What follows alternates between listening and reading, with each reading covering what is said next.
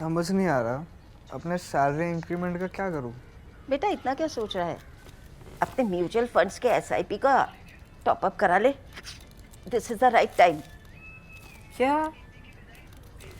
समझ में नहीं आया। बेटा इतना क्या सोच रहा है? अपने म्यूचुअल फंड्स का एसआईपी टॉपअप करा ले। This is the right time. अब समझा।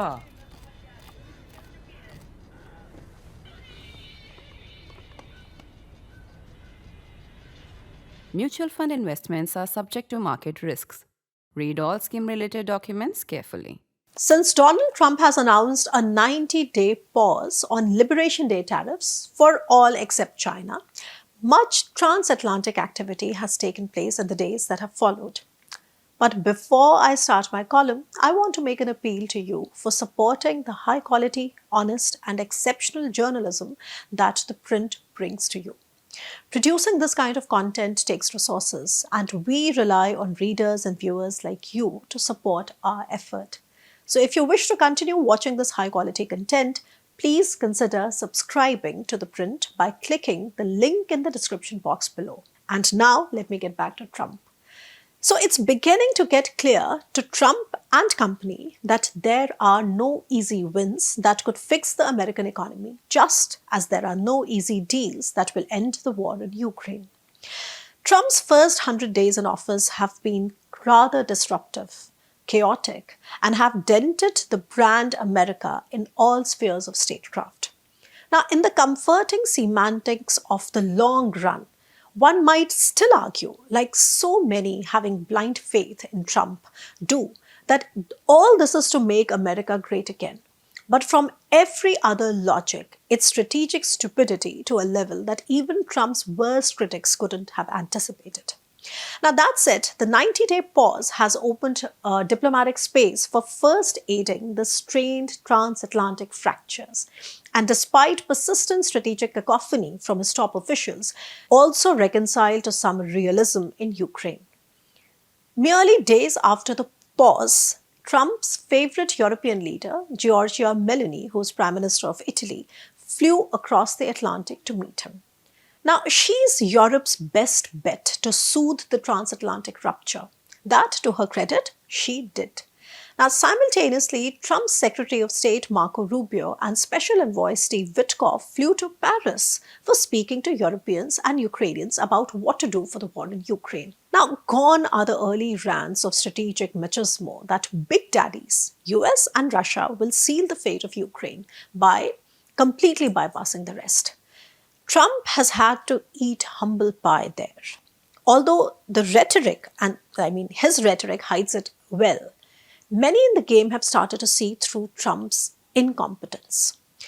Now, there's much to unpack, but first, let's talk about Meloni's charm offensive. Dressed in a crisp white suit, Meloni struck all the right notes at the Oval Office with a grumpily narcissistic Trump beside her.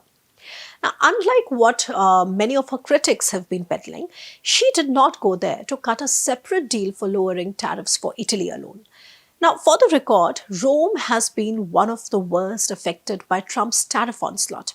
But please remember that the EU functions as a bloc when it comes to trade policy negotiations, and individual countries cannot really alter this.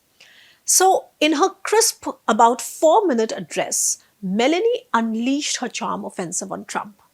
And she delivered a mix of what Trump would like to hear, like anti-immigration and more Italian investments in the US.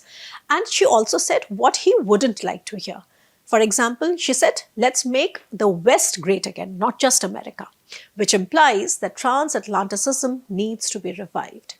And finally, she delivered remarkable clarity on the need for defending Ukraine for a just and a lasting peace. Whatever followed by way of question answers was rather inconsequential. She did her job rather well. Now, Meloni was sent there as a European voice, a right-wing leader Trump considers the best in the continent, who shares his political values on so many issues. And yet, Meloni remains a Ukraine supporter and one of the fiercest Putin critics in Europe. So she didn't go there to fetch results, but to attempt what only she could. And what were the results? some good faith statements that really matter in current tensions, a happy lunch meeting with a freshly Catholic J.D. Vance in Rome the next day, and applause from the bloc. So that was about the European in America. Now let's look at Americans in Europe. Back in Europe, Marco Rubio and Steve Witkoff's lengthy discussions with European and Ukrainian top brass were spearheaded by Emmanuel Macron, who's French president, at his presidential palace. Now, this added a layer of much-needed realism to America's approach to the Ukraine war. Now, despite Rubio threatening to famously quit the negotiations if progress is not made, this particular meeting at Paris was the first high-level substantive meeting with top French and German officials alongside Ukraine's presidential advisor Andrei Yermak, Ukraine's foreign minister Andrei Sybiha, and defense minister Rustem Umerov. Now, British Foreign Secretary David Lammy also joined the talks, and that kind of reinforced the pan-European feel to it. Now, this dash of realism has arrived after the American side has been engaging the Russians in meetings facilitated by Saudi Arabia, which led to some ceasefires that were agreed upon only to be broken within hours. Now, understandably, post the Paris talks, French officials anonymously alluded that the US is ready to discuss security guarantees for Ukraine without elaborating much. And one can tell that NATO membership is not on the table, so they're referring to some other security guarantees. Now, that said, a meaningful and stable ceasefire remains a logical implausibility, which means like a logical impossibility in the face of Russia's maximalist demands and sluggish battlefront performance on the one hand, and on the other, Ukraine's determination to fight on. And then there is a third factor, which is Europe's unrelenting posture on Russia. And of course, Slovakia and Hungary here are exceptions, but the rest of Europe at least. So they have an unrelenting posture on Russia and military and economic support to Ukraine. By that logic, let's imagine if the US were to pull out of the war. The war will be lost in a conventional sense, but will then transition to murkier grey zone that Russia doesn't want either. So far, the American strategy has been to put maximum pressure on Ukraine and minimum demands on Russia. But the latest statements made by Rubio, despite their apparent threat to Kyiv, they also seem to have a message for Moscow. And you know what is that message? Take the offer now while we still have influence to make it happen. And then there remains the unsettled question of the mineral steel that many thought withered away with Zelensky's Oval Office showdown in February this year. Since the geopolitical discourse has been overshadowed by a senseless tariff war, the developments made on the mineral steel have been forgotten. And I am going to return to that shortly. So is there light on the horizon? Hardly. MAGA's strategic cacophony continues.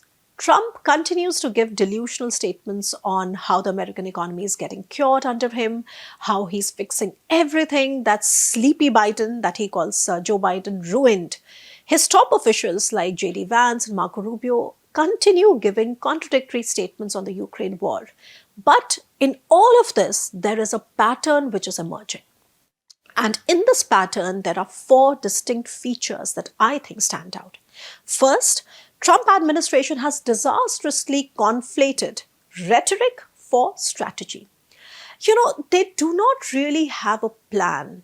And that quite explains why MAGA has been free-falling in its own simulation, becoming a laughingstock in a world first seized by shock and then entertained by unending idiosyncrasies. As Trump fans across the world wait for him to pull a rabbit out of the hat, they keep getting delusional statements, starkly untrue and disingenuous amid worsening economic and fiscal indicators.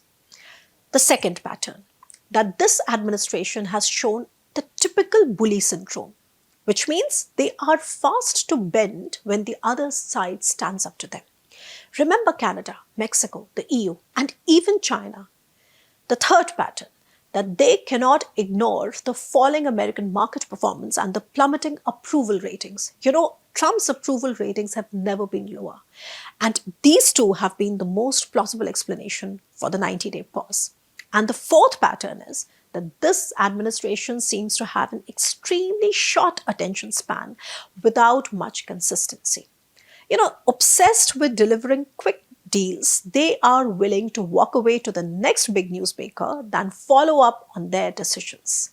At least Europe seems to understand the above four patterns rather well, which will go a long way in determining the texture of their bilateral trade with the US and the outcome of the war in Ukraine. Now, if defense is where Europe is struggling to perform, trade and tariffs are where the bloc has experience, expertise, and tools to function swiftly. The EU should be able to negotiate a better trading equation with the US in this 90-day interregnum. Let's see what happens.